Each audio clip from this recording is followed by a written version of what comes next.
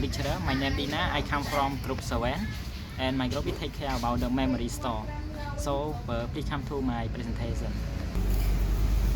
So my group have 5 members and I am take care for the part 4 about the processual knowledge, conditional knowledge, and another one is about the development different in memory store. So what is the processual knowledge? So processual knowledge is a knowledge how to perform the task, such as solving problem, conducting essay, performing a piece of music, executing physical skill, or teaching. For example, we have an exercise here.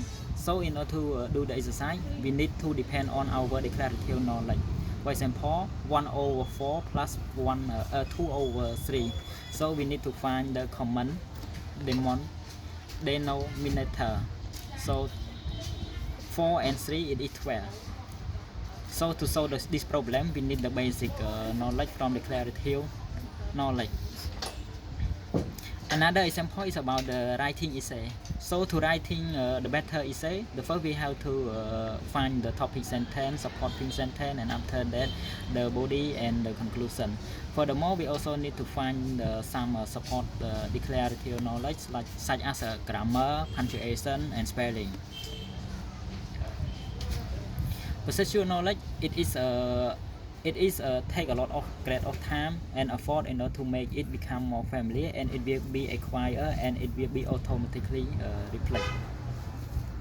Like we do the exercise, if we do every day, we could take it and work it well.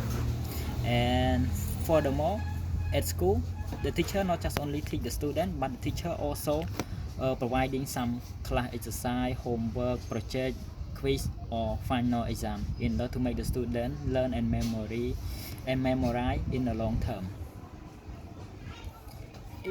It also the implicit task. It means that it is difficult to explain in order to get this knowledge.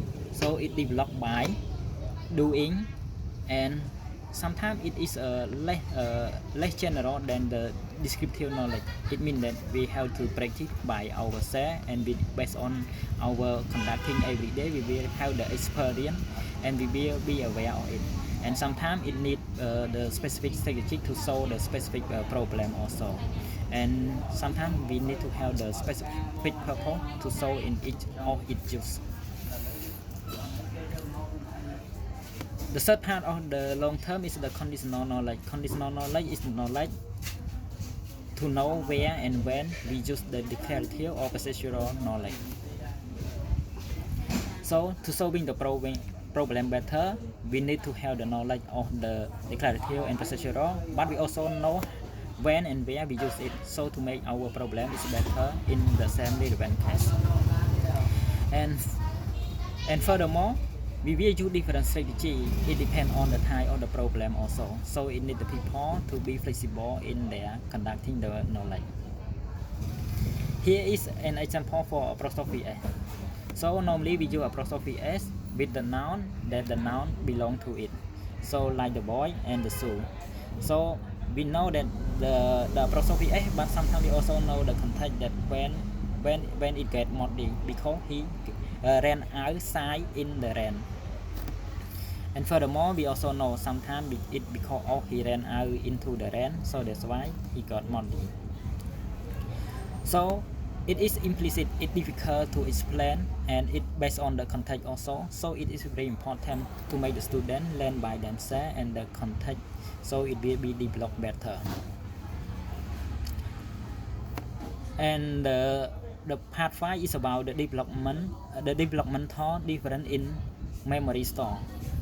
So the human, they have the memory, so their modeling it's not quite different. So it can be applied all the people and all age for all the information in the same way that it can be extend the same through.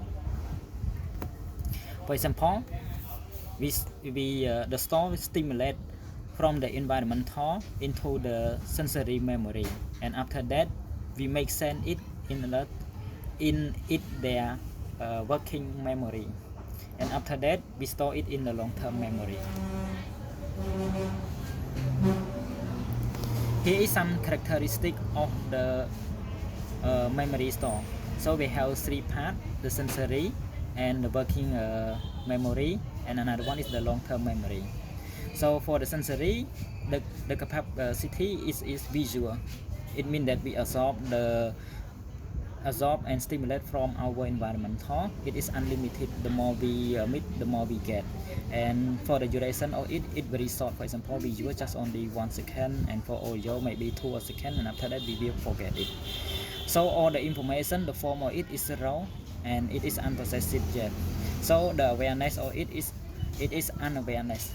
And for the working memory, it is several limited, because when we transform or we stimulate the information to the meaning, we just stimulate just a few information at the same time only, and it is relatively short, and unless we learn, we understand about it. And for the form of the information, it is processed and being organized to make sense. So it is awareness. It is a consciousness based on our memory system also. And for the long term, it is visual unlimited. The more we know the work, the more we conduct and practice it, it will be remember unlimited.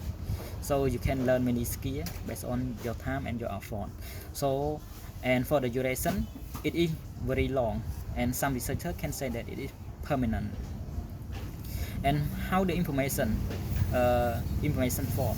So the schema is organized in the way to make the sense is more individual. So individual people, they have their own mindset or their own organized in the make sense in their memory. So it is unawareness.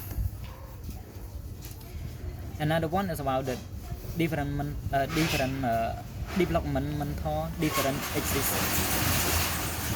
The older children will be remain store better than the young one, because they have the experience, they have the experience, so they could bring in more deeper store based on their knowledge and their activity, so it can be improve their learning to make themselves more meaning. So that all for my part. Thank you.